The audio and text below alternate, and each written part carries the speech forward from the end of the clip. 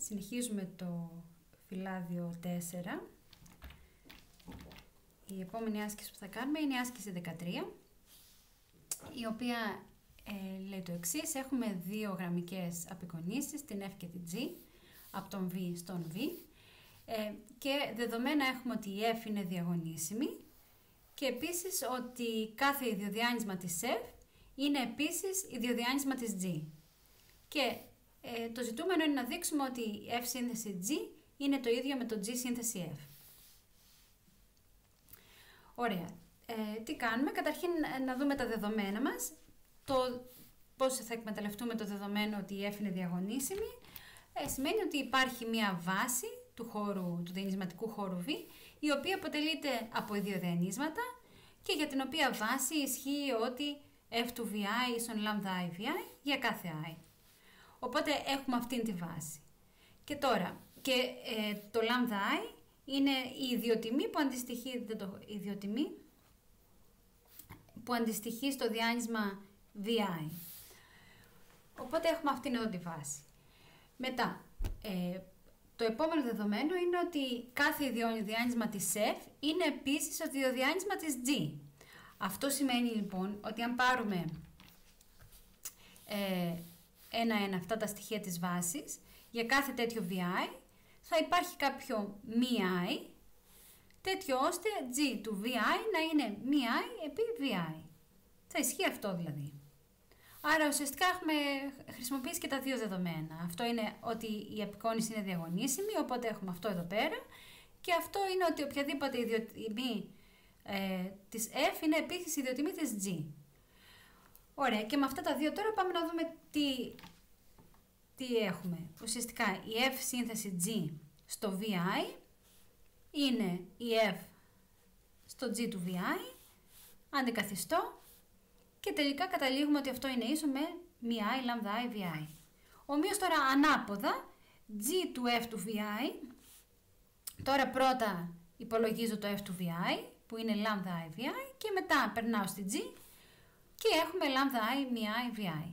Οπότε και στις δύο περιπτώσεις, για όλα τα στοιχεία, αυτές εδώ οι δύο απεικονίσεις, η FG και η GF, συμπίπτουν σε κάθε στοιχείο της βάσης. Επομένως, αφού συμπίπτουν σε κάθε στοιχείο της βάσης, βγάζουμε το συμπέρασμα ότι ταυτίζονται αυτές οι δύο απεικονίσεις. Πάμε στην επόμενη άσκηση. Η άσκηση 14. Δίνεται αυτός εδώ ο πίνακας και το ζητούμενο είναι να δείξουμε ότι είναι διαγωνίσιμος. Ωραία. Ουσιαστικά, αν δεν έχουμε καμία άλλη πληροφορία, αυτό που πρέπει να κάνουμε είναι να βρούμε το χαρακτηριστικό πολυώνυμο του πίνακα και να κάνουμε αυτά που ξέρουμε με ιδιόχωρους και διάσταση ιδιοχώρων. Και τώρα ουσιαστικά εδώ πέρα, ίσως δεν έχει ιδιαίτερο ενδιαφέρον αυτή η άσκηση, παρόλο που το μόνο ενδιαφέρον είναι ότι να κάνει κανείς σωστά, με έξυπνο και πρακτικό τρόπο της πράξης, ώστε να υπολογίσει χωρίς ιδιαίτερο κόπο το χαρακτηριστικό πολυώνυμο. Ωραία, και το χαρακτηριστικό πολυώνυμο του πίνακα, ωραία, πρέπει να βρούμε την ορίζουσα αυτού εδώ πέρα, ο πίνακας α μείον χ ι. Οπότε ξαναγράφουμε τον πίνακα α εδώ πέρα και στη διαγώνιο έχουμε βάλει μείον χ. Και τώρα, και προσπαθούμε να απλοποιήσουμε κάπως, ναι μεν είναι παντού γεμάτος ο πίνακας, παρ' όλα αυτά όμως παντού εκτός από τη διαγώνιο έχουμε b. Επομένως κάτι μπορούμε να απλοποιήσουμε. Και όντως η πρώτη απλοποίηση που κάνουμε είναι ότι αφαιρούμε από την πρώτη γραμμή από όλες τις επόμενες. Μάλλον εδώ πρέπει να το δείξω τα βελάκια. Αφαιρούμε την πρώτη γραμμή από όλες τις επόμενες. Οπότε μηδενίζονται, η πρώτη γραμμή μένει όπως έχει και ουσιαστικά σε όλες τις άλλες έχουμε, προκύπτει αυτό εδώ πέρα που βλέπετε. Οπότε η πρώτη στήλη θα γίνει παντού b-α συν χ, όλα αυτά, και το υπόλοιπο κομμάτι του πίνακα θα έχει στη διαγώνιο αυτά που βλέπετε εδώ πέρα και παντού αλλού 0. Οπότε αυτό είναι το πρώτο βήμα για την ορίζουσα και στη συνέχεια από εδώ πέρα θέλουμε επίσης τι άλλο μπορούμε να απλοποιήσουμε. εδώ σε κάθε γραμμή βλέπετε ότι κάθε γραμμή έχει 2 μη μηδενικά στοιχεία και όλα τα άλλα 0 και αυτά τα 2 μη μηδενικά στοιχεία, οπουδήποτε, σε οποιαδήποτε γραμμή εκτός από την πρώτη, είναι αντίθετα. Οπότε από όλες τις γραμμές τραβάμε το α μείον χ μείον b σαν κοινό παράγοντα και αυτό οπότε από αυτή την ορίζουσα έχουμε, επειδή είναι αντίθετα, σίγουρα θα έχουμε το μείον 1 στην n μείον 1, γιατί από όλα αυτά που λέω ισχύουν για όλες τις γραμμές εκτός από την πρώτη. Οπότε αν ο πίνακας μας είναι n επί n, ουσιαστικά για όλες τις γραμμές εκτός από την πρώτη τραβάμε 1 μείον 1, οπότε έχουμε αυτό εδώ πέρα, και επίσης τραβάμε και το α μείον χ μείον b, οπότε προκύπτει αυτός εδώ ο παράγοντας. Οπότε αυτό που μας έχει μείνει είναι αυτός εδώ ο πίνακας, που είναι αρκετά, αυτή εδώ η ορίζουσα, η οποία είναι αρκετά πιο συμπαθητική, και ουσιαστικά το επόμενο βήμα είναι να διαγράψουμε και αυτά. Έχουμε τους άσους παρακάτω, οπότε μπορούμε να τα διαγράψουμε, ουσιαστικά πολλαπλασιάζοντας κάθε γραμμή με b και αφαιρώντας από πάνω. Οπότε, αν πολλαπλασιάσουμε κάθε μία από τις γραμμές εδώ πέρα με b και αφαιρέσουμε από πάνω, καταλήγουμε σε αυτό εδώ πέρα, σε αυτήν εδώ την ορίζουσα, όπου μηδενίστηκαν τώρα εδώ πέρα, φύγανε τα b από την πρώτη γραμμή, έχουμε αυτό εδώ το στοιχείο, πρώτη γραμμή, πρώτη στήλη, και τα υπόλοιπα όπως τα βλέπετε. Ωραία, και τώρα ουσιαστικά έχουμε φτιάξει με τέτοιο τρόπο την ορίζουσα, που μπορούμε να βρούμε πολύ εύκολα το χαρακτηριστικό πολυώνυμο, διότι ουσιαστικά το χαρακτηριστικό πολυώνυμο σίγουρα έχει τον παράγοντα που είχαμε βρει και πριν, και μετά έχουμε αυτό εδώ το στοιχείο επί την μικρότερη ορίζουσα, που αυτός εδώ πέρα είναι ο μοναδιαίος πίνακας. Οπότε ουσιαστικά από αυτό εδώ το κομμάτι το μόνο που μας μένει είναι αυτό εδώ. Άρα, με λίγα λόγια, το χαρακτηριστικό πολυώνυμο είναι αυτό που βλέπετε εδώ. Άρα, ποιες είναι οι ιδιοτιμές?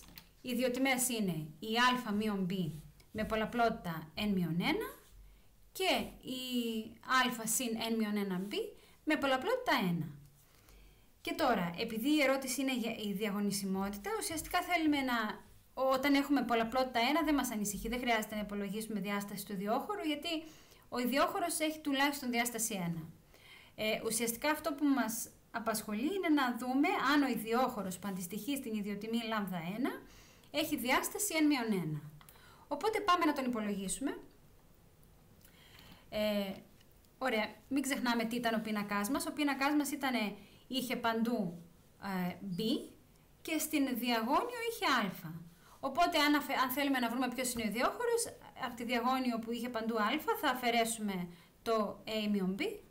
Οπότε ουσιαστικά έχουμε άρα και τα διαγώνια στοιχεία θα είναι b. Άρα έχουμε ένα πίνακα του οποίου όλα τα στοιχεία είναι b και το αντίστοιχο ομογενές ουσιαστικά είναι η μόνη σχέση που μας δίνει αυτό εδώ το ομογενές σύστημα είναι ότι το άθροισμα των συντεταγμένων, των χ1 μέχρι χn, είναι ίσο με 0. Άρα δηλαδή ο ιδιόχωρος που αντιστοιχεί στην ιδιοτιμή α-β είναι όλες οι νιάδες για τις οποίες το άθροισμα αυτό είναι ίσο με 0. Και αυτός εδώ ο υπόχωρος έχει διάσταση n-1. Επομένως, αυτό που θέλουμε για την πολλαπλότητα της λάμδα 1 ισχύει. Εδώ πέρα λοιπόν είμαστε εντάξει, γιατί η διάσταση του αντίστοιχου ιδιόχωρου είναι ίδια με την πολλαπλότητα του α-β στο χαρακτηριστικό πολυώνυμο. Και το άλλο ουσιαστικά ό,τι μας μένει, όταν η πολλαπλότητα είναι 1, ουσιαστικά και ο ιδιόχωρος έχει διάσταση 1. Οπότε η απάντηση είναι ότι ναι, ο πίνακας μας είναι διαγωνίσιμος.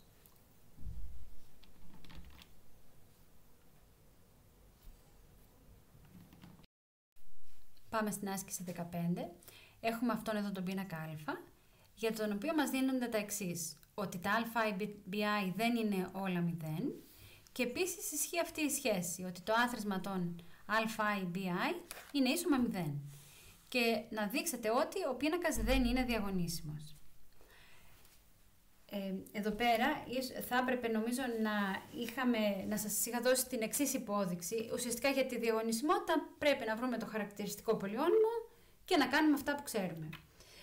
Η υπόδειξη που θα έπρεπε που θα σας βοηθούσε είναι η εξής, ότι το χαρακτηριστικό πολυώνυμο είναι ίσο με αυτό.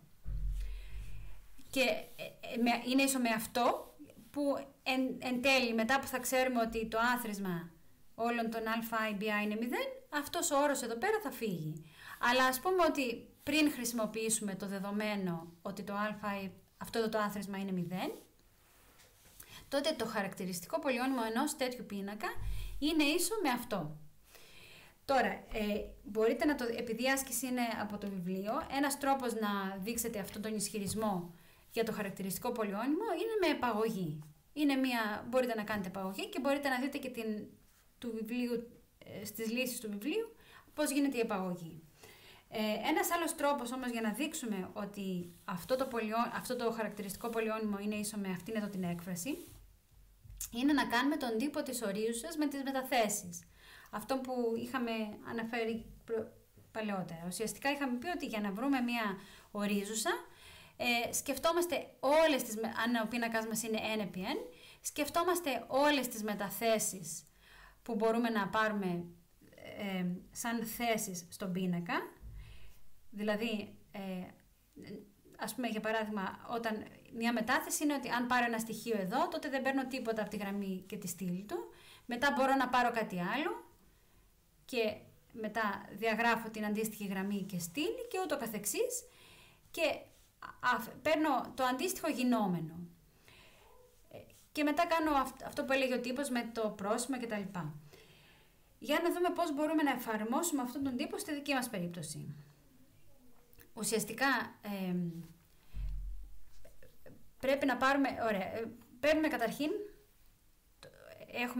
έχουμε αυτήν εδώ την ορίζουσα και παίρνουμε διάφορες νιάδες στοιχείων της ορίζουσας, οι οποίες ικανοποιούν ότι η γραμμή και η στήλη του κάθε στοιχείου, στη γραμμή και τη στήλη κάθε στοιχείου, εδώ πέρα για παράδειγμα, δεν υπάρχει άλλο στοιχείο από αυτά που έχω κυκλώσει.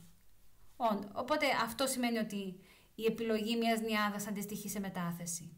Οπότε, για παράδειγμα, αν πάρω λοιπόν αυτό εδώ το χαρακτηριστικό πολυώνυμο, σίγουρα θα πάρω αυτό εδώ, αν διαλέξω τα διαγώνια στοιχεία, αυτά αντιστοιχούν στη μετάθεση, την ταυτοτική μετάθεση, το 1 πάει στο 1, το 2 πάει στο 2 και ούτω καθεξής. Και μετά παίρνω το μείον χ στην n, παίρνω τον γινόμενο των στοιχείων που έχω κυκλώσει. Ωραία, και αυτό το πρόσημο της μετάθεσης τι ήταν, αυτό που είχαμε πει, ότι πόσες εναλλαγές γραμμών ή στυλών χρειάζομαι για να φτάσω στην ταυτοτική. Αυτή η μετάθεση είναι ήδη η ταυτοτική μετάθεση, οπότε αυτό εδώ πέρα είναι 1. Ουσιαστικά το πρόσημο είναι μείον 1 στο πλήθος της εναλλαγής γραμμών που χρειαζόμαστε. Εδώ πέρα ουσιαστικά δεν θέλουμε καμία εναλλαγή γραμμών, οπότε το πρόσημο εδώ είναι 1. Τώρα, για πάμε να πάρουμε κάποια άλλη νιάδα. Εν γέννη, αν παίρνουμε, δεν έχει νόημα να παίρνουμε όσες νιάδες έχουν το 0, τότε μηδενίζεται ο αντίστοιχος όρος. Οπότε πρέπει να πάρουμε αθροίσματα στα οποία δεν υπάρχει το 0. Για παράδειγμα, άλλο ένα άθροισμα, άλλο ένας όρος σε αυτή την ορίζουσα είναι ο εξής. Αν πάρω το B1, ωραία, αποκλείω ότι, ξεχάστε τώρα τα πράσινα, ίσως να τα σβήσω. Ωραία, τον πρώτο όρο τον πράσινο τον διαλέξαμε. Διαγράφουμε αυτές τις επιλογές και πάμε σε τι άλλο μπορούμε να κάνουμε. Ωραία, μία άλλη επιλογή που μπορούμε να κάνουμε για την ορίζουσα είναι να διαλέξω το B1, οπότε αυτομάτως δεν μπορώ να διαλέξω τίποτα από τη γραμμή του B1 και τη στήλη του B1. Και μετά, ας πάμε να διαλέξουμε κάτι από τη δεύτερη στήλη. Ωραία, επειδή έχουμε αποκλείσει το B2, δεν μπορούμε να το διαλέξουμε, σίγουρα πρέπει να διαλέξουμε κάτι άλλο από αυτή τη στήλη. Οτιδήποτε άλλο, αν διαλέξουμε το 0, τότε παίρνουμε 0, οπότε δεν μας ενδιαφέρει. Άρα η μόνη μη μηδενική επιλογή είναι να διαλέξουμε το στοιχείο μείον χ. Και ούτω καθεξής, για κάθε άλλη στήλη επαναλαμβάνεται αυτό το επιχείρημα, άρα αναγκαστικά διαλέγουμε όλα εδώ τα στοιχεία, τα διαγώνια στοιχεία μείον χ, και στο τελευταίο βήμα το μόνο που μας μένει είναι το α1 που έχουμε πάνω δεξιά, οπότε αυτό εδώ πέρα μας δίνει το γινόμενο, εδώ έχω ξεχάσει, εδώ πρέπει να έχουμε μείον χ στην n μείον 2, το γινόμενο b1 επί α1 και το πρόσημο της αντίθεσης τύχης μετάθεσης. Τώρα ποιο είναι το πρόσημο της μετάθεσης σε αυτή την περίπτωση? Εδώ η μετάθεση, πόσες εναλλαγές γραμμών θα χρειαστεί για να φτάσω στην ταυτοτική μετάθεση. Θα χρειαστώ n-1 εναλλαγές γραμμών για να ανεβάσω το b1 στην πάνω πρώτη γραμμή και θα χρειαστώ n-2 εναλλαγές γραμμών για να κατεβάσω τη γραμμή του α2 στην τελευταία γραμμή. Δηλαδή συνολικά θα χρειαστώ n-1 και n-2 εναλλαγές γραμμών, ο οποίος αριθμός αυτός είναι περιττός, οπότε το πρόσημο αυτής εδώ της μετάθεσης είναι το μείον 1. Άρα με λίγα λόγια εδώ πέρα είναι μείον 1, το οποίο όντως συμφωνεί με αυτό που έχουμε γράψει εδώ πέρα, μείον. Και μετά συνεχίζουμε. Ας πάρουμε, ωραία, τακτοποιήσαμε λοιπόν τι γίνεται με το B1. Αντίστοιχα πώς συνεχίζουμε? Ας πούμε ότι θέλουμε να πάρουμε το στοιχείο B2. Αν διαλέξουμε το στοιχείο B2, σίγουρα αποκλείουμε τη γραμμή και τη στήλη στην οποία ανήκει το B2 και από την πρώτη στήλη τι μπορούμε να πάρουμε που να είναι μη μηδενικό? Το μείον χ. Από κάθε άλλη στήλη πάλι μπορούμε να πάρουμε μόνο το μείον χ της διαγωνίου και από την τελευταία στήλη δεν θα έχει μείνει τίποτα άλλο εκτός από το α2. Επομένως, πάλι εδώ πέρα έχω ξεχάσει αυτό, επομένως ουσιαστικά και πάλι θα πάρουμε τον όρο πρόσημο αυτής εδώ της μετάθεσης b2 επί α2 επί μείον χ στην n-2. Και ποια είναι αυτή η μετάθεση? Ουσιαστικά εδώ πέρα όλα είναι σχεδόν σαν την ταυτοτική, αλλά το b2 από τη δεύτερη θέση, από τη δεύτερη γραμμή πήγε τέρμα κάτω και το α2 έχει πάει στη δεύτερη γραμμή. Επομένως, πόσες εναλλαγές γραμμών θέλουμε για να κάνουμε αυτή τη μετάθεση ταυτοτική? Πρέπει το b2 να το ανεβάσουμε πάνω n-2 γραμμές και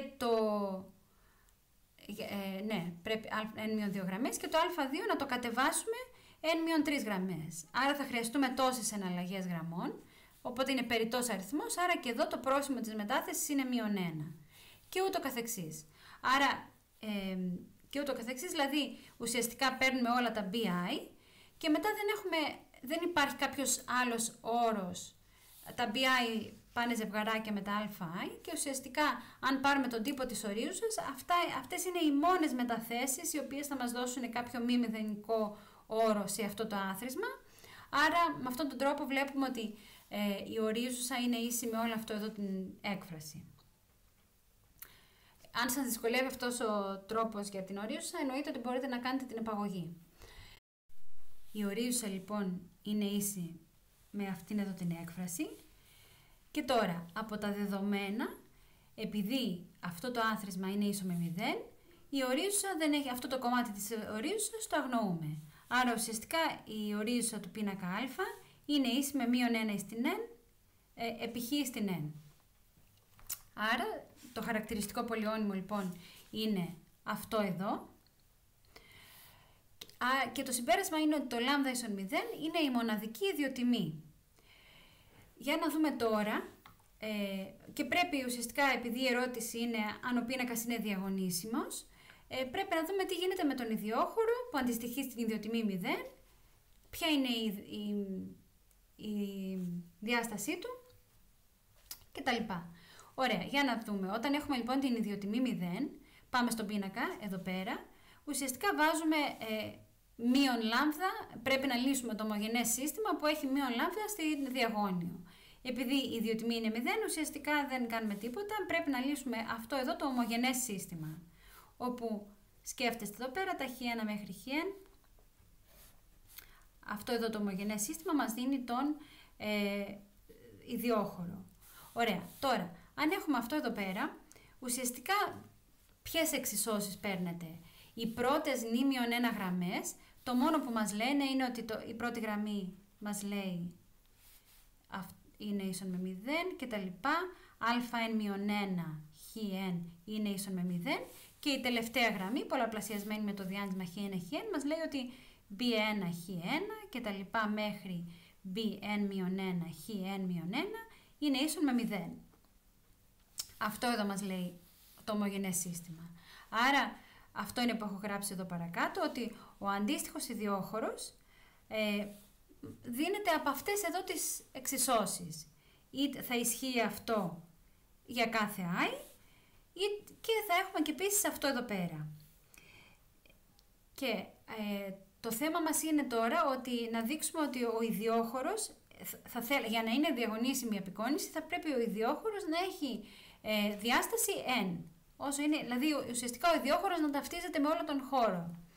Όμως πάμε τώρα να χρησιμοποιήσουμε την υπόθεση. Η υπόθεσή μας είχε ότι τα αi, bi δεν είναι όλα 0. Αυτό ήταν η υπόθεση, ότι τα αi, bi όχι όλα 0. Επομένως, από αυτές εδώ τις εξισώσεις που περιγράφουν τον ιδιόχωρο, τουλάχιστον μία από αυτές θα είναι μη τετριμένη.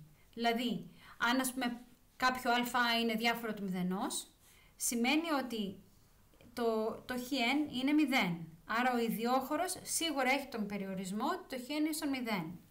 Διότι αν όλα τα α ήταν 0, τότε δεν μας δίνει κάποιο περιορισμό. Μπορεί όλα τα α να είναι 0, αλλά τότε αυτό σημαίνει ότι κάποιο από τα bi θα πρέπει να είναι διάφορο του μηδενός. Και αυτό σημαίνει ότι αυτή εδώ η εξίσωση θα δίνει κάποιο περιορισμό, θα ρίχνει τη διάσταση του αντίστοιχου ιδιόχωρου τουλάχιστον κατά 1. Άρα λοιπόν, οι περιορισμοί, η υπόθεση ότι τα α ή bi δεν είναι όλα 0, αναγκαστικά μας λένε ότι σίγουρα θα έχω μία τετριμένη εξίσωση για τον αντίστοιχο ιδιόχωρο, το οποίο θα ρίχνει την διάσταση κατά 1, τουλάχιστον κατά 1. Άρα ο ιδιόχωρος που αντιστοιχεί στην ιδιοτιμή 0 είναι μικρότερος ίσως του n, άρα ο πίνακας δεν είναι διαγωνίσιμος. Η επόμενη άσκηση είναι πολύ εύκολη. Μας δίνει ένα πίνακα 2x2, με δεδομένο ότι το χαρακτηριστικό πολυώνυμο είναι ίσο με χ τετράγωνο μείον χ, και το ζητούμενο είναι να δείξουμε ότι το α στην n είναι α για κάθε n φυσικό αριθμό. Ουσιαστικά αυτό που κάνουμε είναι το εξής, ότι ξέρουμε από το θεώρημα Cayley-Hamilton ότι ο πίνακας μηδενίζει το χαρακτηριστικό πολυώνυμο, δηλαδή με άλλα λόγια ότι αν βάλουμε στη θέση του χ τον πίνακα α, δηλαδή α τετράγωνο μείον α, τότε αυτός είναι ο μηδενικός πίνακας.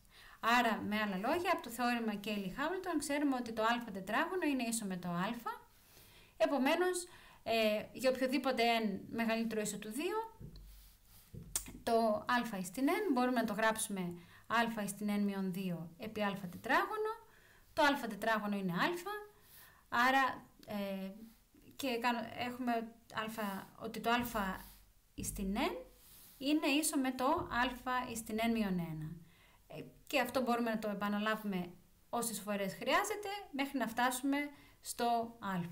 Δηλαδή και τα λοιπά εδώ πέρα είναι ίσο με το α. Αυτή ήταν η άσκηση 16. Πάμε στη 17. Η 17 είναι η εξής. Μας δίνεται ένας πίνακας 2x2 στους πραγματικούς. Και ας τα πάρουμε με τη σειρά τα ερωτήματα. Το πρώτο ερώτημα είναι να βρεθεί ένα πολυώνυμο με βαθμό μικρότερο ίσο του 1, τέτοιο ώστε η τιμή του πίνακα σε αυτό το πολυώνυμο να είναι ίση με αυτή εδώ πέρα. Δηλαδή ουσιαστικά είναι σαν να λέει ότι απλοποιήστε, έχουμε αυτήν εδώ την έκφραση, πόσο απλοποιήστε την όσο πιο πολύ μπορείτε, ώστε να γίνει κάτι που να είναι βαθμού το πολύ 1. Καταρχήν, γιατί ξέρουμε ότι μπορούμε να το απλοποιήσουμε, κάπως πρέπει να χρησιμοποιήσουμε το θεώρημα Cayley-Hamilton. Ωραία, ας τα πάρουμε λοιπόν με τη σειρά. Ποια είναι τα δεδομένα μας? Έχουμε έναν πίνακα, βρίσκουμε το χαρακτηριστικό πολυώνυμο, σε αυτή την περίπτωση αυτό εδώ είναι το χαρακτηριστικό πολυώνυμο, και ξέρουμε ότι ο πίνακας μηδενίζει το χαρακτηριστικό πολυώνυμο. Με άλλα λόγια, ξέρουμε αυτήν εδώ τη σχέση. Άρα αυτή εδώ η σχέση μας λέει ότι πάντοτε μπορούμε να ρίχνουμε, όταν έχουμε μία δύναμη του... Αυτή εδώ η σχέση μας λέει ότι α στο τετράγωνο είναι 2α μείον 3 ταυτοτικός. Αυτό μας λέει ότι οποτεδήποτε έχουμε τον πίνακα α σε δύναμη μεγαλύτερη ίσου του 2, μπορούμε να κάνουμε μία απλοποίηση. Οπότε, είτε παίρνετε αυτήν εδώ την έκφραση και ξεκινάτε να κάνετε στην τύχη απλοποίησης, το οποίο δεν ενδείκνυται, είτε κάνετε κάτι λίγο πιο έξυπνο. Λέτε το εξής: ας κάνουμε τη διαίρεση, ας θεωρήσουμε ποια είναι η έκφραση που θέλουμε να απλοποιήσουμε, όλη αυτή εδώ η έκφραση, ας την κάνουμε πολυώνυμο.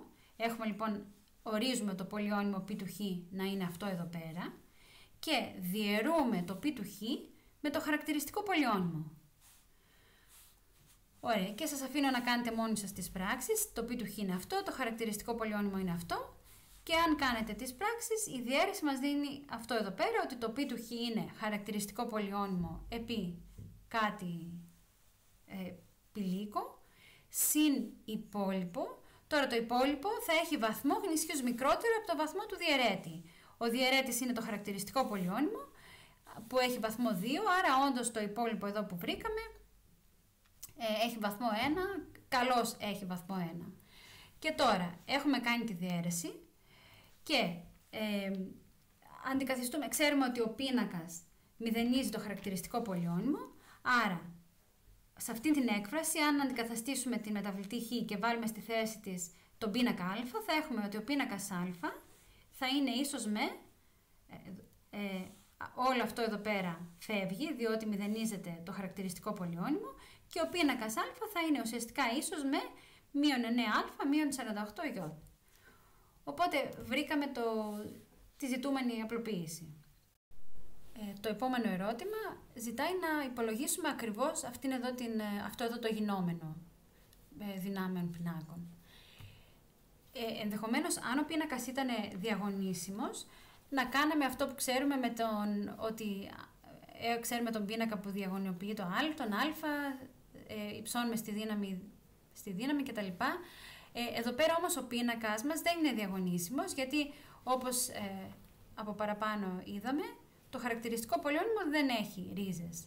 Επομένως, ο πίνακας δεν είναι διαγωνίσιμος, δεν πρέπει να χρησιμοποιήσουμε αυτό.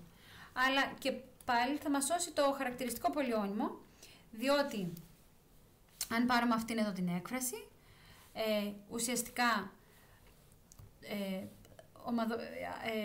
το 2004 τραβάμε έναν όρο, τον α-2i, από το 2004 και πάμε τα άλλα μαζί, οπότε έχουμε α τετράγωνο μείον 2α.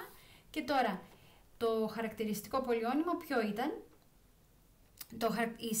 Το χαρακτηριστικό πολυώνυμο μας έδινε τη σχέση ότι α τετράγωνο μείον 2α συν 3 επιταυτωτικός είναι ίσο με 0. Επομένως, αυτό εδώ πέρα είναι ίσο με τον μείον 3 φορές το ταυτωτικό. Οπότε, προφανώς σε αυτή την περίπτωση μπορούμε να διαχειριστούμε τη δύναμη στον πίνακα. Οπότε, αυτός εδώ πίνακας είναι αυτός εδώ διαγώνιος πίνακας. Το α-2ι, ξέρουμε ποιος είναι το α, ξέρουμε τι είναι το -2ι, έχουμε αυτό εδώ πέρα.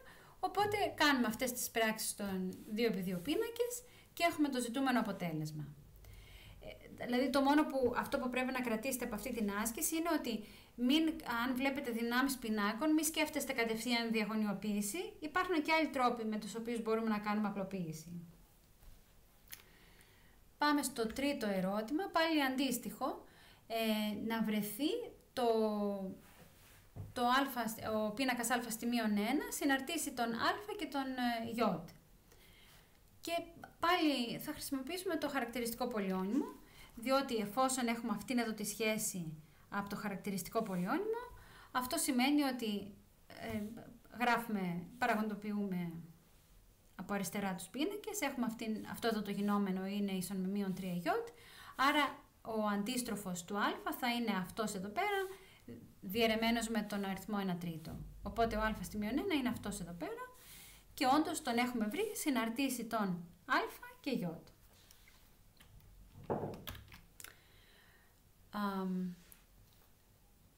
Ωραία. Και το τελευταίο ερώτημα, φαίνεται εδώ η απάντηση. Το τελευταίο ερώτημα είναι να βρείτε τον α στην τρίτη, πάλι συναρτήσει τον α και τον ι και πάλι από το χαρακτηριστικό πολυώνυμο, το α στην τρίτη το κάνετε α επί α τετράγωνο και από το χαρακτηριστικό πολυώνυμο το α τετράγωνο είναι ίσο με αυτό, άρα ρίχνουμε τη δύναμη του α κατά 1, κάνουμε τις πράξεις και ξαναρίχνουμε και εδώ πέρα πάλι το α τετράγωνο το αντικαθιστούμε με 2α μείον 3ι, κάνουμε τις πράξεις κτλ. Και φτάνουμε στο α μείον 6ι. Ενδεχομένως να υπάρχει κάποιος πιο σύντομος τρόπος, δεν ξέρω, αλλά ουσιαστικά το χαρακτηριστικό πολυώνυμο μας βοηθάει να ρίξουμε τη δύναμη του πίνακα. Πάμε στην επόμενη άσκηση, η 18. Λέει το εξής.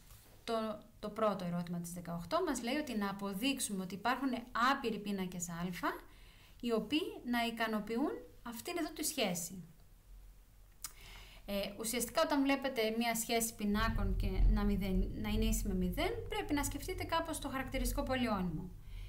Και ουσιαστικά αυτό που μπορείτε να σκεφτείτε ότι αν βρω έναν πίνακα ο οποίος έχει χαρακτηριστικό πολυώνυμο, αν για κάποιο λόγο ξέρω ένα πίνακα ο οποίος έχει χαρακτηριστικό πολυώνυμο χ τετράγωνο μείον 5χ συν 6, τότε προφανώς βάζοντας στη θέση του χ τον πίνακα θα παίρνουμε 0. Άρα το ζητούμενο είναι να βρούμε άπειρους στο πλήθος πίνακες οι οποίοι να έχουν αυτό το χαρακτηριστικό πολυώνυμο. Ωραία. Και επίσης μία παρατήρηση, δεν μας λέει να προσδιορίσουμε όλους τους πίνακες που ικανοποιούν αυτήν εδώ τη σχέση. Μας λέει να βρούμε άπειρους τέτοιους πίνακες, αλλά ενδεχομένως όχι όλους. Ωραία. Και τώρα, αυτό εδώ πέρα το πολυώνυμο παραγοντοποιείται, οπότε αυτό είναι χ-3 επί χ-2, άρα ουσιαστικά ναι μεν δεν θέλουμε να βρούμε όλους τους πίνακες, άρα ας βρούμε όμως πίνακες, άπειρους πίνακες, οι οποίοι έχουν χαρακτηριστικό πολυώνυμο χ-3, χ-2. Δεν είναι δύσκολο να βρούμε τέτοιους πίνακες. Άρα οποιοσδήποτε λοιπόν πίνακας ο οποίος έχει τέτοιο χαρακτηριστικό πολυώνυμο, που είπαμε είναι το χ-3 επί χ-2, ικανοποιεί αυτό που ζητάει η άσκηση. Και για να μην ταλαιπωρούμαστε, αν πάρουμε τους πίνακες οι οποίοι είναι άνω τριγωνικοί, στη διαγώνιο έχουν το 2, 3 και πάνω δεξιά έχουν οποιοδήποτε στοιχείο του F, τότε προφανώς κάθε τέτοιος πίνακας έχει αυτό εδώ το χαρακτηριστικό πολυώνυμο και επειδή το α μπορεί να πάρει οποιαδήποτε τιμή στο F, έχουμε άπειρους τέτοιους πίνακες. Άρα βρήκαμε αυτό που ζητάει η άσκηση. Τώρα το δεύτερο ερώτημα πάει λίγο ανάποδα. Μας λέει ότι μας δίνει έναν πίνακα α και μας λέει να δείξουμε ότι υπάρχουν άπειρα πολυώνυμα τα οποία αν αντικαταστήσουμε το χ, βάλουμε στη θέση του χ τον πίνακα α, θα παίρνουμε το μηδενικό πίνακα. Αυτό είναι ακόμη πιο εύκολο από το προηγούμενο. Εδώ την έχω ξαναγράψει την ερώτηση. Είναι ακόμη πιο εύκολο διότι ουσιαστικά σίγουρα για τον πίνακα έχουμε το χαρακτηριστικό πολυώνυμο. Οποιοδήποτε άλλο πολυώνυμο και να πάρουμε που να είναι στη μορφή χαρακτηριστικό πολυώνυμο επί Q του χ θα ικανοποιεί τη σχέση ότι π του α είναι ίσο με 0. Οπότε ουσιαστικά αυτή είναι η απάντηση. Ούτε καν χρειαζόταν αυτός ο πίνακας εδώ πέρα. ότι έχω άπειρα τέτοια πολυόνυμα, διότι απλώς αρκεί να πάρω ό,τι θέλω, χ του α επί οτιδήποτε άλλο και θα έχω το ζητούμενο.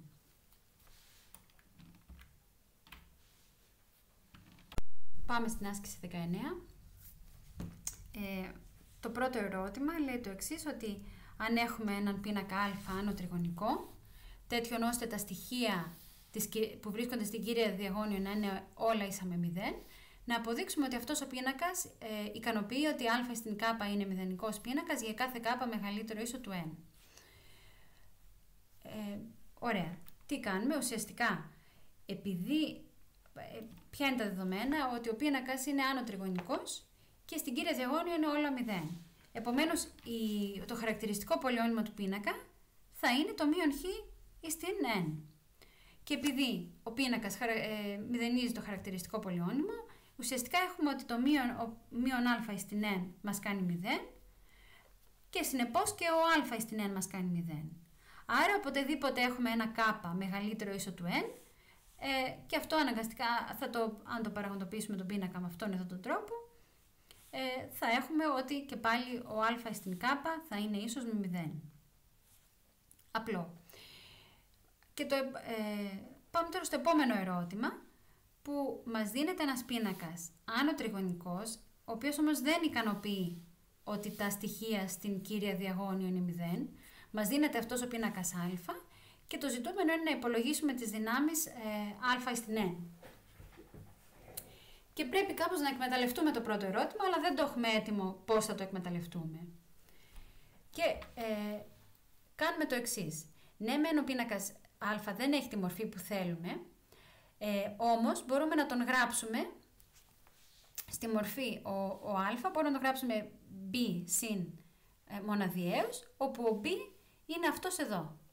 Δηλαδή ουσιαστικά απλώς πήραμε τα διαγώνια στοιχεία που ήταν άσy και τα βάλαμε στο μοναδιαίο πίνακα και αυτό που έμεινε είναι ένας πίνακας άνω τριγωνικός με 0 στη διαγώνιο.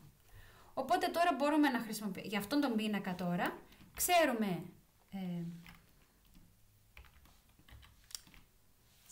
για αυτόν τον πίνακα εδώ τον b, ξέρουμε ότι b στην κ είναι ίσον με 0 για κάθε κ μεγαλύτερο ίσο του 3, διότι από το πρώτο ερώτημα.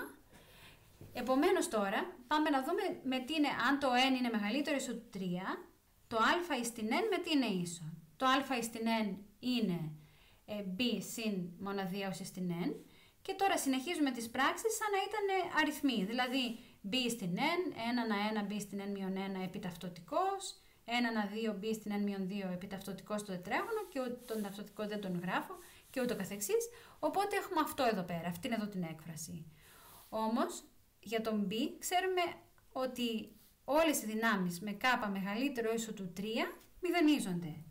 Επομένως, εδώ θα διαγράψουμε όλα αυτά και το μόνο κομμάτι που θα μας μείνει είναι αυτό εδώ πέρα, που με τον b τετράγωνο b και j,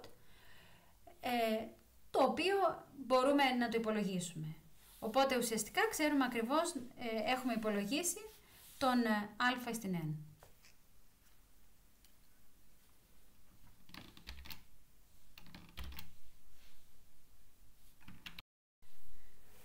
Άσκηση 20.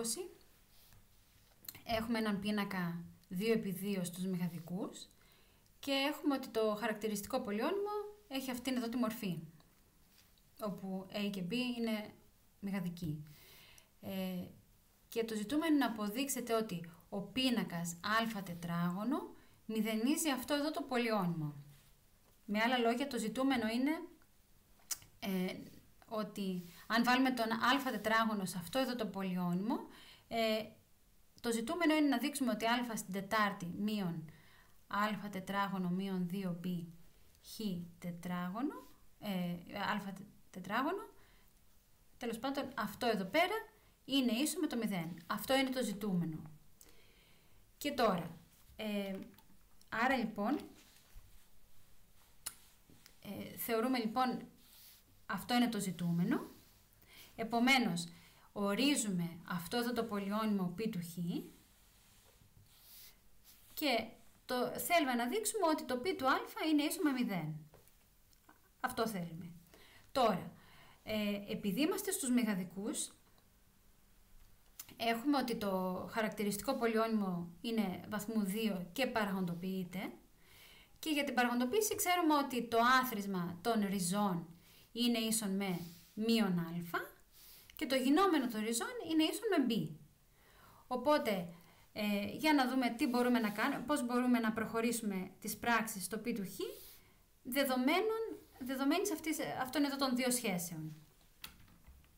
Έχουμε τώρα, αφού από την σχέση λάμδα 1 και λάμδα 2 ίσον μείον α, αντικαθιστούμε το α τετράγωνο και το b το αντικαθιστούμε με αυτό εδώ, με το γινόμενο λάμδα 1, λάμδα 2, οπότε ουσιαστικά το π του χ γίνεται ίσο με αυτήν εδώ την έκφραση, η οποία μπορείτε να δείτε ότι είναι ίση με αυτό εδώ το γινόμενο. Και άμα κάνουμε και διαφορά τετραγώνων, ουσιαστικά προκύπτει ένα χαρακτηριστικό πολυώνυμο του α εδώ πέρα και κάτι ακόμα. Εδώ πέρα πρέπει να βάλω συν.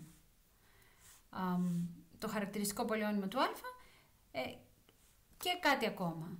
Δεν μας ενδιαφέρει τι είναι αυτό το κάτι ακόμα. Αυτό που μας ενδιαφέρει είναι ουσιαστικά ότι αν βάλουμε στη θέση του χ τον πίνακα α, αυτό εδώ θα μηδενιστεί, επομένως π του α είναι ίσο με 0.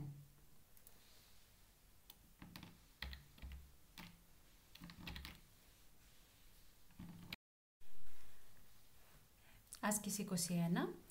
Έχουμε δύο πίνακες AB, διάστασης n, για τους οποίους έχουμε ότι AB είναι ίσον με BA είναι ίσον με 0 και το ζητούμενο είναι να δείξουμε το χαρακτηριστικό, ότι αν βάλουμε στο χαρακτηριστικό πολυώνυμο του πίνακα α το α συν b, μας δίνει ισχύει αυτή εδώ η έκφραση.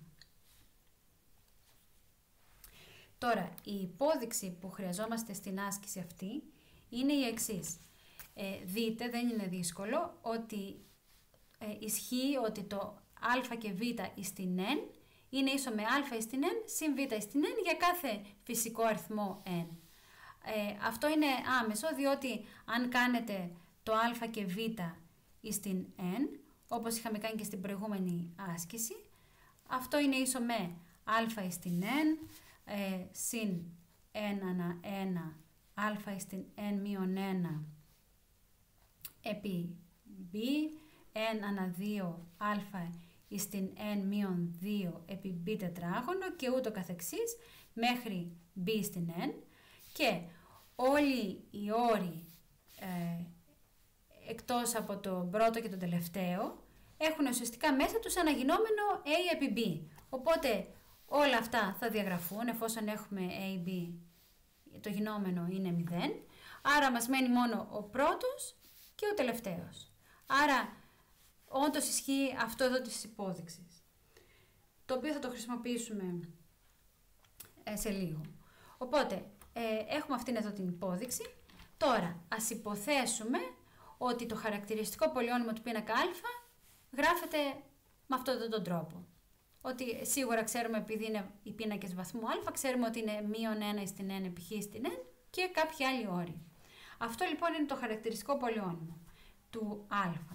Τώρα στη θέση του χαρακτηριστικού του χ στο χαρακτηριστικό πολυώνυμο θα βάλουμε το α συν b, τους πίνακες αυτούς, αλλά και επειδή, άρα λοιπόν στη θέση της μεταβλητής χ θα βάλουμε a και b, τους πίνακες, αλλά η υπόδειξη τι μας λέει, ότι μπορούμε το άθροισμα σε μία δύναμη να το σπάμε στις δυνάμεις στο άθροισμα των δυνάμεων. Επομένως ουσιαστικά το πρώτο αυτό θα μας δώσει αυτά τα δύο, το δεύτερο θα μας δώσει αυτά τα δύο και ούτω καθεξής. Και από την εκφώνηση θέλουμε κάπως να μαγειρέψουμε αυτό εδώ και κάτι ακόμα. Ωραία, αυτό εδώ πέρα το έχουμε διότι αν πάρουμε μόνο τους όρους που έχουν δυνάμεις του α, τα κόκκινα τετραγωνάκια, ουσιαστικά έχουμε το χαρακτηριστικό πολυώνυμο του α, του πίνακα α, όπου στη θέση στο α. Οπότε έχουμε αυτό εδώ, το οποίο θα φύγει γιατί γίνεται 0, και το υπόλοιπο είναι το χ του β, διότι όλα αυτά που μας μείνανε, ουσιαστικά έχουμε τους συντελεστές και τις δυνάμεις του χαρακτηριστικού πολυωνύμου του α, αλλά στη θέση του χ είναι το β. σχεδόν έχουμε αυτό που θέλουμε, δεν έχουμε τον όρο α0 επί i, διότι εδώ το τελευταίο τετραγωνάκι το πήραμε για να το βάλουμε στο χαρακτηριστικό πολυώνυμο του α. Επομένως, οπότε δεν έχουμε το τελευταίο τετραγωνάκι, οπότε αφαιρούμε το α0 επί ι, οπότε έχουμε αυτήν εδώ την έκφραση. Αλλά τώρα, τι είναι το α, ωραία, άρα αυτό είναι 0. Και τώρα το α0, πάντοτε ο σταθερός όρος του χαρακτηριστικού πολυωνύμου, είναι ίσως, το έχουμε μάθει με την ορίζουσα του πίνακα. Επομένως, έχουμε τη ζητούμενη σχέση. Πάμε στην άσκηση 22. Έχουμε έναν πίνακα, τετραγωνικό πίνακα στους μηγαδικούς, τετραγωνικό n επί n πίνακα, και ορίζουμε την εξής γραμμική απεικόνηση από τον διανυσματικό χώρο των τετραγωνικών πινάκων του ΣΕ ξανά στον ίδιο διανυσματικό χώρο. Η απεικόνηση FA είναι αυτή που στέλνει έναν πίνακα Β στον πίνακα AB μείον BA. Και λέει η άσκηση ότι αν έχουμε δεδομένο ότι κάθε ιδιοτιμή του α είναι ίση με 0, τότε επίσης να δείξουμε ότι κάθε ιδιοτιμή της απεικόνησης Fα είναι και αυτή 0. Ωραία. Για να κάνουμε... γενικώς λοιπόν ο στόχος μας είναι να δείξουμε ότι μία απεικόνηση έχει όλες τις ιδιοτιμές της ίσες με 0. Ωραία. Χρησιμοποιούμε την εξής υπόδειξη, ότι εδώ πέρα τώρα δεν εννοώ, εδώ πέρα εννοώ μία τυχούσα. Λοιπόν, αν έχουμε μία τυχαία γραμμική απεικόνηση για την οποία ισχύει g στην k ίσον 0, τότε όλες οι ιδιοτιμές της g είναι 0. Δηλαδή, οποτεδήποτε λοιπόν για μία απεικόνηση μπορούμε να πούμε ότι g στην k ίσον 0, τότε βγάζουμε το συμπέρασμα ότι αυτή η γραμμική απεικόνηση έχει μόνο μηδενικές ιδιοτιμές. Αυτό θα το χρησιμοποιήσουμε, καταρχήν να το αποδείξουμε, να μην ξαναχρησιμοποιήσω το F εφόσον το έχουμε στην εκφώνηση της άσκησης. Ωραία. Πώς αποδεικνύουμε αυτόν εδώ τον ισχυρισμό? Λέμε ότι αν υπήρχε κάποια ιδιοτιμή διάφορη του μηδενός, τότε επίσης θα υπήρχε ένα αντίστοιχο ιδιοδιάνυσμα. Και θα είχαμε λοιπόν g του v ίσον λάμδα v, και πάρτε τώρα το g στην k, το g στην k στη v, από τη μια μεριά λόγω γραμμικότητας θα μας δώσει λάμδα στην k επί v, και από τη μια μεριά το g στην k είπαμε ότι είναι 0, επομένως εδώ θα έχουμε 0, και από την άλλη το λάμδα στην k, το λάμδα είπαμε ότι είναι διάφορο του μηδενός, το v είπαμε διάφορο του μηδενός, άρα εδώ θα είναι διάφορο του μηδενός αυτό το διάνυσμα, άρα προκύπτει άτοπο. Άρα λοιπόν δεν υπάρχει περίπτωση να έχουμε κάποια ιδιοτιμή διάφορο του μηδενός. Οπότε έχουμε αυτόν εδώ τον ισχυρισμό, τον οποίο θα τον χρησιμοποιήσουμε στην άσκηση. Ωραία, άρα λοιπόν, έχουμε αυτό λοιπόν το λίμα, ας το πούμε, αυτό θα το χρειαστούμε. Και ο ισχυρισμός μας είναι το εξής, να δείξουμε ότι για την απεικόνιση τη ζητούμενη, την f του α, θα δείξουμε ότι η f του α στην 2n είναι η μηδενική απεικόνιση. Και ας πούμε ότι έχουμε αποδείξει τον ισχυρισμό, τότε με βάση εδώ το αστεράκι θα έχουμε ότι όλες οι ιδιοτιμές της f του α θα είναι 0, άρα θα έχουμε το ζητούμενο. Άρα λοιπόν το βασικό στην άσκηση αυτή είναι να δείξουμε αυτόν εδώ τον ισχυρισμό, ότι η απεικόνιση αυτή εδώ πέρα στην 2n είναι ίση με 0. Είναι ίση με τη μηδενική απεικόνιση. Τώρα αυτό είναι λίγο περίπλοκο, αλλά ωραία. Τι κάνουμε? Ουσιαστικά, τι δεν έχουμε χρησιμοποιήσει από τα δεδομένα της άσκησης μέχρι τώρα? Δεν έχουμε χρησιμοποιήσει το δεδομένο ότι όλες οι ιδιοτιμές του πίνακα α είναι 0. Άρα, επειδή όλες οι ιδιοτιμές του πίνακα α είναι 0 και επειδή είμαστε στους μεγαδικούς, το χαρακτηριστικό πολυώνυμο ουσιαστικά θα είναι μείον 1 στην n επί χ στην n. Προσέξτε ότι έχει πολύ σημασία ότι είμαστε στους μεγαδικούς, αλλιώς αν ήμασταν στους πραγματικούς θα μπορούσαμε να έχουμε και ένα κομμάτι, ας πούμε, στο χαρακτηριστικό πολυώνυμο που απλώς δεν δίνει ρίζες. Δηλαδή θα μπορούσαμε να είχαμε και άλλους παράγοντες που δεν μηδενίζονται. Αλλά επειδή είμαστε στους μεγαδικούς και έχουμε πάντα γινόμενο σε πρωτοβάθμιους όρους, ουσιαστικά το γεγονός ότι όλες οι ιδιοτιμές είναι 0 μας λέει ότι το χαρακτηριστικό πολυώνυμο έχει ακριβώς αυτή τη μορφή. Συνεπώς, ο πίνακας, και επειδή ο πίνακας μηδενίζει το χαρακτηριστικό πολυώνυμο, έχουμε ότι α στην n είναι ίσο με 0. Αυτό θα το χρησιμοποιήσουμε, το χρειαζόμαστε. Πάμε τώρα να δούμε, ουσιαστικά λοιπόν μην ξεχάσουμε, στόχος μας είναι να δείξουμε ότι η απεικόνιση α στη 2n είναι η μηδενική απεικόνιση. Και επίσης να θυμηθούμε ότι τώρα αντί για β έχω βάλει χ, το χ θα το σκεφτόσατε σαν κάποιον n επί n πίνακα. Η απεικόνιση λοιπόν φα του χ είναι αχ μείον χα. Ωραία. Και για να δούμε πώς πηγαίνουν οι δυνάμεις αυτές της απεικόνισης. Η f του α είναι αυτή εδώ. Τώρα αν πάρουμε f τετράγωνο του α, ουσιαστικά είναι αυτό είναι το f του χ. Οπότε ουσιαστικά στο f του α βάζουμε την έκφραση αχ μείον χα. Εντάξει, οπότε κάνουμε α επί αυτό μείον αυτό επί α, κάνουμε τις πράξεις, προκύπτει αυτό. Και ούτω καθεξής, η f στην τρίτη του χ είναι αυτό εδώ πέρα, είναι f του f τετράγωνο του χ, οπότε έχουμε α επί αυτό μείον όλο αυτό το ίδιο πράγμα επί α. Εντάξει, όλη αυτή η μεγάλη έκφραση είναι το προηγούμενο, το f τετράγωνο του χ. Το οποίο είναι ίσο αν κάνετε τις πράξεις με αυτό εδώ. Και τώρα ήδη από το f στην τρίτη ενδεχομένως να μαντέψετε με τι είναι ίσο, τι πρέπει να πούμε. Ότι ισχυριζόμαστε ότι ουσιαστικά το f στην κάπα είναι το f στην κάπα, το f στην κάπα του χ είναι ίσο με όλη αυτήν εδώ την έκφραση. Δηλαδή δείτε ότι αυτό που έβαλε στο κουτάκι ταιριάζει με το παραπάνω. Διότι αν βάλετε, αν βάλετε στη θέση του κάπα να είναι το 3, βγαίνουν αυτοί εδώ, το άθροισμα έχει 4 όρους για α ίσον 0, 1, 2, 3 και βγαίνει ακριβώς αυτή η παραπάνω έκφραση.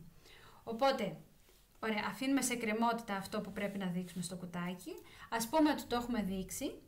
Τότε, γιατί προκύπτει αμέσως αυτό που θέλουμε? Διότι, αν έχουμε λοιπόν αυτό εδώ, τότε το f στη 2n του χ είναι όλο αυτό εδώ το άθροισμα. Και επειδή, άρα λοιπόν, δεν μας νοιάζει τόσο πολύ ποιοι είναι αυτοί οι αριθμοί, οι συντελεστές τέλος πάντων.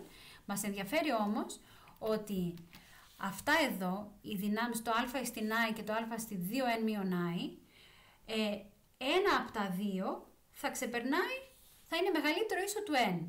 Δεν γίνεται και επειδή πάντοτε ότι η δύναμη που βλέπουμε στον πίνακα από τη μία μεριά στον α και από την άλλη μεριά αθροίζουν σε 2n.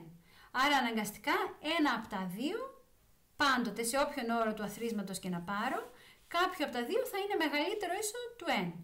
Αλλά τι είχαμε δείξει? Είχαμε δείξει ότι ο α στην n είναι 0, άρα επομένως πάντοτε θα μηδενίζεται ένας από τους δύο πίνακες. Ουσιαστικά αυτός ο πίνακας του οποίου η δύναμη θα ξεπερνάει το n θα μηδενίζεται, άρα τελικά όλο αυτό εδώ το άθροισμα θα είναι ίσο με 0. Άρα δείξαμε το ζητούμενο. Άρα ολοκληρώθηκε η άσκηση με το χρωστούμενο εδώ της επαγωγής. Ωραία. Λοιπόν, στην επαγωγή αυτή έχω κάνει παρακάτω τις πράξεις. Ουσιαστικά δεν είναι ανάγκη να κάνω όλο αυτό το που θα δείτε τώρα αμέσως. Ουσιαστικά στην επαγωγή μας ενδιαφέρει ότι το το f στην κάπα του χ είναι κάποιο άθροισμα της μορφής κάποια στοιχεία αi, αυτό εδώ. Ουσιαστικά δηλαδή θα μπορούσαμε να κάνουμε μια πολύ γενική επαγωγή που να μας λέει ότι το f στην κάπα του χ είναι ένα τέτοιο άθροισμα για κάποια αi. Οπότε το επαγωγικό βήμα θα ήταν πολύ πιο εύκολο. Αλλά αν θέλουμε να κάνουμε ακριβώς εδώ τις πράξεις, τις έχω κάνει αμέσως παρακάτω. Ουσιαστικά, αν θέλαμε να δείξουμε το ζητούμενο, πρέπει να κάνουμε το επαγωγικό βήμα. Να κάνουμε σωστά τις πράξεις στο επαγωγικό βήμα. Οι πράξεις στο επαγωγικό βήμα πάνε ως εξής. Όταν θέλω να δείξω το f k και 1 του χ, ικανοποιεί την έκφραση που θέλουμε να δείξουμε. Ουσιαστικά το f k και 1 του χ είναι α επί f k του χ μείον f k του χ επί α. Τώρα, τι είναι το f k? Το f k του χ είναι, πάμε εδώ πέρα σε αυτό εδώ το άθροισμα, είναι όλο αυτό εδώ το άθροισμα και επειδή το έχω πολλαπλασιάσει με ένα α εδώ μπροστά, ουσιαστικά ξαναγράφω όλο αυτό το άθροισμα που έχουμε στο κουτάκι, απλώς αντί για α στην i έχω βάλει α στην i και 1. Αντιστοίχως, στο δεύτερο όρο ξαναγράφω όλο αυτό εδώ το άθροισμα, αλλά έχω μία παραπάνω δύναμη στο α από τη δεξιά μεριά. Οπότε εδώ πέρα έχω α στην k και 1 μείον i. Οπότε έχω αυτό εδώ έχω λοιπόν ότι το f και 1 του χ είναι αυτό εδώ το άθροισμα. Και τώρα απλώς πρέπει να αρχίσω να παίζω με αλλαγές, με τα αθροίσματα και αλλαγές στους δείκτες και να φτάσω εκεί που θέλω.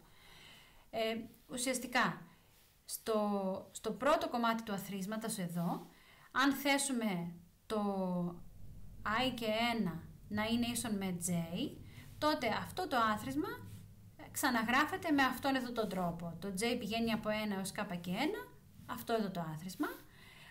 Στο άλλο δεν το πειράζω, το μόνο που κάνω είναι ότι επειδή εδώ έχουμε μείον, τραβάω ένα μείον από εδώ και γίνεται συν, οπότε έχω αυτό εδώ πέρα και συνεχίζω ως εξής. Αυτά εδώ τα αθροίσματα τα μαζεύω μαζί, εξαιρώντας τον τελευταίο όρο από τον πρώτο και τον πρώτο όρο από το δεύτερο. Διότι ουσιαστικά δηλαδή αυτά εδώ τα δύο αθροίσματα, ό,τι βλέπετε εδώ πέρα, αυτά εδώ συμπίπτουν και ο τελευταίος όρος του πρώτου είναι αυτός εδώ, τον γράφω μόνο του, ο πρώτος όρος του δεύτερου είναι αυτός εδώ, τον γράφω μόνο του και το κοινό τους κομμάτι είναι το άθροισμα από 1 έως k, μείον 1 στην j. Έχω μαζέψει τώρα τα διονυμικά εδώ και τα έχω βάλει μαζί και το υπόλοιπο. Και τώρα ξέρουμε ότι από τον τύπο των διονυμικών ότι αυτό εδώ είναι το k και 1 ανά j, οπότε έχουμε αυτό εδώ το άθροισμα. Αυτό λοιπόν έχουμε αυτό εδώ και έχουμε τους δύο όρους που περισσέψανε. Απλώς τους γράφω με πολύπλοκο τρόπο για να εξηγήσω μετά. Εδώ τους ξαναγράφω, δεν έχω αλλάξει απολύτως τίποτα.